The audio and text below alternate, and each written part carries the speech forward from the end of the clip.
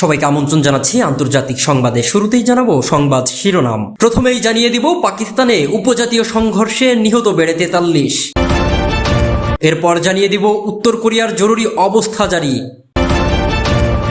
আরও জানিয়ে দিব কাল্পনিক শত্রু তৈরি, যুক্তরাষ্ট্র জাপানকে সতর্ক করল চীন। আর সর্বশেষ জানিয়ে দিব মিয়ানমারের জান্তার নির্দেশ অমান্য করা নৌবাহিনীর সাবেক প্রধান গ্রেফতার। জানাচ্ছিলাম সংবাদ শিরোনাম, এখন থাকবে বিস্তারিত খবরে যাওয়ার আগে একটা অনুরোধ, যারা এখনো আমাদের চ্যানেলটি সাবস্ক্রাইব করেননি দ্রুত সাবস্ক্রাইব করে নেবেন এবং ভিডিওটি ভালো লাগলে অবশ্যই লাইক কমেন্টস করবেন। পাকিস্তানে উপজাতীয় সংঘর্ষে নিহত বেড়ে 43-এ দাঁড়িয়েছে। পাকিস্তানের উত্তর পশ্চিমে খাইবার পাখতুনখাওয়া প্রদেশে কুররাম জেলায় উপজাতীয় সংঘর্ষে নিহতের সংখ্যা বেড়ে 43 জনে পৌঁছেছে। এছাড়া 170 জনেরও বেশি আহত হয়েছেন। গত 6 দিন ধরে চলা এই সংঘর্ষের ঘটনায় সোমবার দেশটির গণমাধ্যমগুলো এই হতাহতের তথ্য জানিয়েছে। পাকিস্তান অবজারভার বলেছে, কুররাম জেলায় দুটি উপজাতীয় গোষ্ঠীর মধ্যে বিরোধ সমাধানের জন্য উপজাতীয় প্রবীণরা এবং সরকারের প্রচেষ্টার মধ্যেই এই সংঘর্ষ এবং হতাহতের সংখ্যা বেড়ে চলেছে।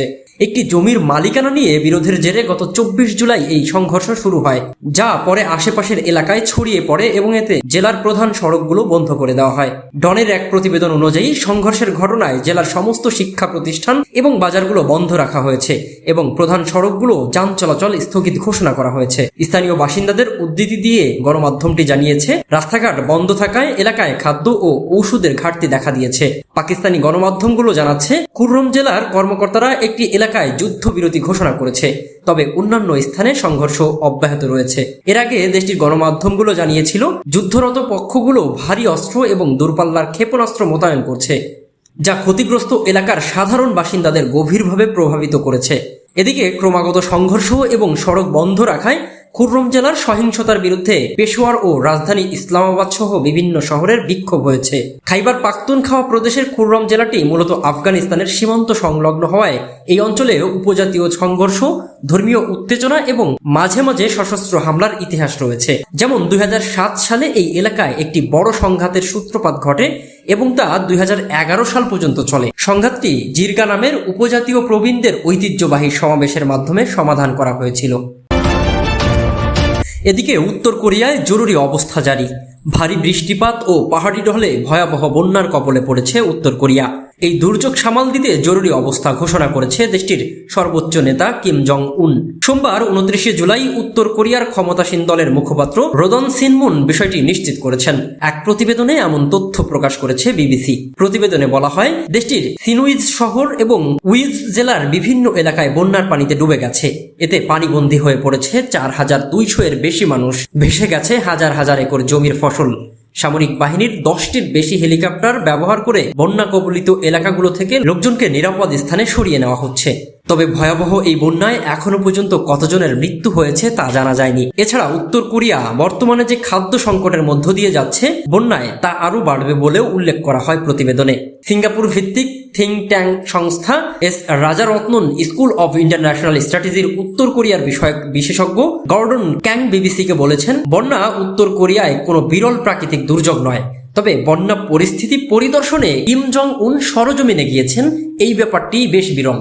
তিনি বলেন, আমার ধারণা বন্যার পরিস্থিতি সরজমিনে পরিদর্শন করেছেন এমন ছবি প্রকাশের মাধ্যমে কিম জং উন আসলে দেশবাসীকে বার্তা দিতে চাইছেন যে বন্যার্ত মানুষকে সহায়তা প্রদানের মতো সক্ষমতা তার রাষ্ট্র রাখে। কাল্পনিক শত্রু তৈরি, যুক্তরাষ্ট্র জাপানকে সতর্ক করল চীন। যুক্তরাষ্ট্র ও জাপানকে কাল্পনিক শত্রু তৈরি বন্ধ করার জন্য সতর্ক করেছে চীন। সোমবার 29 জুলাই দেশটির পররাষ্ট্র মন্ত্রণালয়ের মুখপাত্র লিন জিয়ান বলেছেন, আমরা অবিলম্বে চীনের অভ্যন্তরীণ বিষয়ে হস্তক্ষেপ ও কাল্পনিক শত্রু তৈরি বন্ধ করতে যুক্তরাষ্ট্র ও জাপানকে জোরালোভাবে আহ্বান জানাচ্ছি।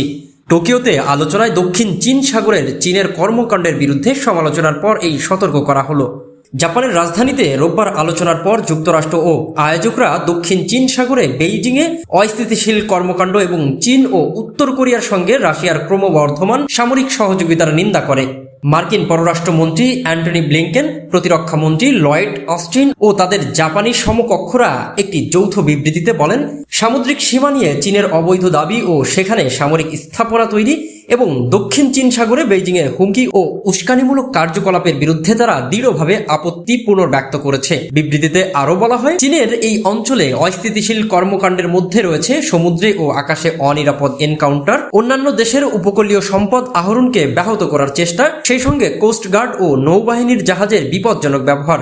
এছাড়া তারা অভিযোগ করেছে, চীন পূর্ব চীন সাগরে একতরফাভাবে শক্তি প্রয়োগ বা জবরদস্তি করে স্থিতি অবস্থা পরিবর্তনের চেষ্টা তীব্রতর করেছে এবং চীনা পররাষ্ট্রনীতি অন্যের খরচে নিজেরা সুবিধার জন্য আন্তর্জাতিক শৃঙ্খলাকে পুনর্নির্মাণ করতে চায়। অন্যদিকে চীনের লিন জিয়ান সোমবার বলেছেন, এই যৌথ বিবৃতিতে তথ্যকে উপেক্ষা, সঠিক ও ভুলকে মিশ্রিত করে চীনের পররাষ্ট্রনীতিকে বিদ্বেষপূর্ণভাবে আক্রমণ করা হয়েছে। তিনি আরো বলেন, বিবৃতিটি অশোভনভাবে চীনের অভ্যন্তরীণ বিষয়ে হস্তক্ষেপ করে, সামুদ্রিক বিষয়ে চীনের বিরুদ্ধে বিদ্বেষপূর্ণ আক্রমণ ও কুৎসা করে, চীনের স্বাভাবিক সামরিক উন্নয়ন ও প্রতিরক্ষা নীতির উপর অবিবেচক মন্তব্য করে, চীনা হুমকির বিষয়ে অতিরঞ্জিত করে এই আঞ্চলিক উত্তেজনাকে বিদ্বেষপূর্ণভাবে উস্কে দেয়।